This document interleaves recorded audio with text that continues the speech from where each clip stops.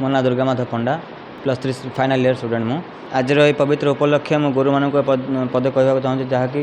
गुरु ब्रह्मा गुरु विष्णु गुरुदेव महेश्वर गुरु साक्षात परम ब्रह्म तस्मै श्री गुरुवे नमः। यार अर्थ हूँ गुरु ब्रह्मा एमती कि आमको जन्म कर माँ होचन भी आम गुरु एवं गुरु विष्णु आमको जन्म कर बापा आम गुरु एवं गुरु महेश्वर महेश्वर महेश्वर आम जहाँ शिखीचे जहाँ जानीचे जे आमको बहुत कार्य शिखई जे आमको आगक बढ़ा को रास्ता देखते से होचन महेश्वर अर्थात गुरु जे कि शिक्षक। एवं देखु ब्रह्मा माने जे आमको जन्म दान कर होचन माँ एवं विष्णु माने जे आमको आगक बढ़ा को आश्रय देइछन्ति से होचन विष्णु एवं जे आमको प्रत्येक रास्ता प्रत्येक कार्य आम सहायता कर आगक जाओ पिला माने आपण सब कार्य आगर रही से होचन गुरु एवं ता अर्थ शिक्षक।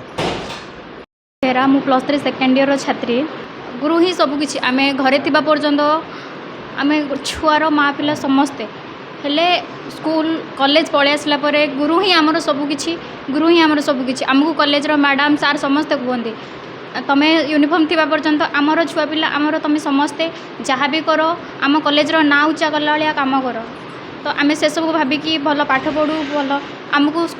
कॉलेज रे सबकि शिखा हुए भल भल सब शिखा हुए मैडम सार आमको कहते जहाँ भी कर सबकि भल कर। मो ना एस रूपलक्ष्मी मुठिकार अर्थनीति विभाग अध्यापिका आज गुरु पूर्णिमा अवसर मुझे कहवाक चाहूँगी जेहेतु गुरु होचंदी गुरु ब्रह्मा गुरु विष्णु गुरुदेव महेश्वर गुरु होचंदी साक्षात परमेश्वर या अर्थ होची गुरु ही आमर सबकि आम जीवन शैलीर मूल मंत्र होची गुरु गुरु माने नाई दे आम स्कूल कॉलेज जीवा गुरु घर मध्य निजर बापा माँ होचंदी फास्ट गुरु तापर होचंदी आमर स्कूल कॉलेज महाविद्यालय जाकर गुरु तेणुक सदा सर्वदा आम गुरु मानक चिर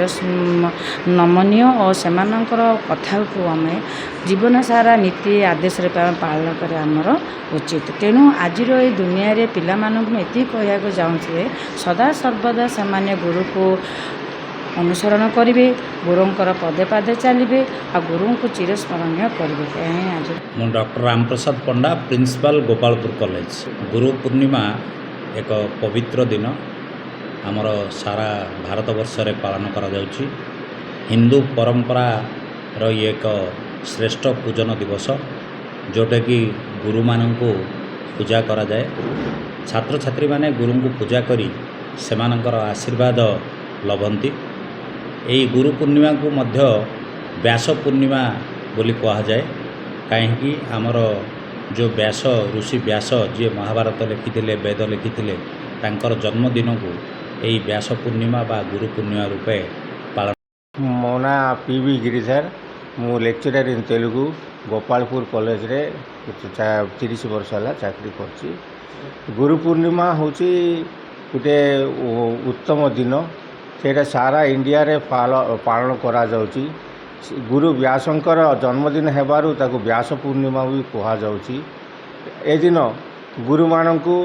जो आध्यात्मिक परंपरा रे गुरुपीठ को पूजा करा जाए और गुरु मानंकु पूजा करा जाए।